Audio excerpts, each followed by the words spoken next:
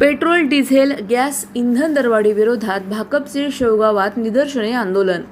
Petrol, diesel व घरगुती गॅसच्या सातत्याने वाढणाऱ्या दरांविरोधात भारतीय कम्युनिस्ट पक्षाच्या वतीने सोमवारी शेवगाव येथे तहसील कार्यालयासमोर जोरदार निदर्शने करण्यात आली. केंद्र सरकारने इंधन दरवाढ तातडीने मागे घ्यावी अशी मागणी भाकपचे राज्य सचिव ॲडव्होकेट सुभाष लांडे यांनी यावेळी केली. भारतीय कम्युनिस्ट पक्षाने राज्यभर इंधन दरवाढी विरोधात आंदोलन पुकारले होते. त्या अनुषंगाने शेवगाव येथे ॲडव्होकेट सुभाष लांडे यांच्या नेतृत्वाखाली कार्यकर्त्यांनी केंद्र सरकार विरोधात घोषणाबाजी करत तहसील कार्यालयासमोर निदर्शने केली. यावेळी बोलताना ॲडव्होकेट लांडे म्हणाले की गेल्या 8 दिवसात पेट्रोल, डिझेल आणि गॅसच्या दरात 4 वेळा वाढ करण्यात आली असून पुढील काळातही दरवाढीची शक्यता आहे. त्यामुळे सर्वसामान्य नागरिकांवर आर्थिक भार पडत असून आधीच महागाईच्या झळा सहन करणाऱ्या जनतेचे जीवन अधिक कठीण बनले आहे. इंधन दरवाढीमुळे वाहतूक, शेती आणि दैनंदिन जीवनावश्यक वस्तूंच्या किमती वाढत असल्याने नागरिकांमध्ये तीव्र असंतोष निर्माण झाला आहे. यानंतर तहसीलदार आकाश दहाडदे यांना विविध मागण्यांचे निवेदन देण्यात आले. पेट्रोल, डिझेल व गॅसची दरवाढ तातडीने मागे घ्यावी, वाढत्या महागाईवर नियंत्रण आणावे, शेतकऱ्यांच्या ट्रॅक्टरसाठी सवलतीच्या दरात आवश्यक तेवढे डिझेल उपलब्ध करून द्यावे, तसेच शेतकऱ्यांना स्वस्त दरात खतांचा पुरवठा करावा अशा प्रमुख मागण्या निवेदनात करण्यात आल्या. या आंदोलनात कॉम्रेड संदीप इथापे, बापूराव राशीनकर, बबनराव पवार, विष्णू गोरे, भिवा घोरपडे, गणेश ताठे, बबन ताठे, आत्माराम उगले, गोरक्ष सरोदे, विनोद मगर, लाल बावटा रिक्षा युनियनचे अध्यक्ष राज गायकवाड, सूर्या निकाळजे, शंकर काथवटे, अनिश खतीब यांच्यासह मोठ्या संख्येने नागरिक सहभागी झाले होते. शेवगाव तहसील कार्यालयासमोर पेट्रोल, डिझेल व गॅस दरवाढी विरोधात भारतीय कम्युनिस्ट पक्षाच्या वतीने करण्यात आलेल्या निदर्शने आंदोलनाचा एक क्षण.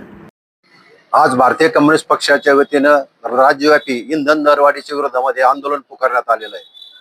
पेट्रोल, डिझेल, गॅस याची सातत्यानं दरवाढ होत असल्यामुळे सर्व जीवनावश्यक वस्तूंच्या किमती वाढत आहेत.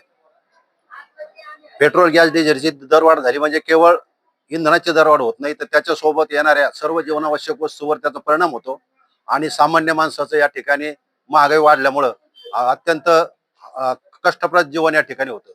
सरकारने सातत्याने अशी घोषणा केली की कुठल्या प्रकारची इंधन टंचाई नाही, पेट्रोल, डिझेल, गॅसची टंचाई नाही, परंतु पेट्रोल पंपावर गेल्यावर शेतकऱ्यांना लागणाऱ्या ट्रॅक्टरसाठी डिझेल उपलब्ध होत नाही.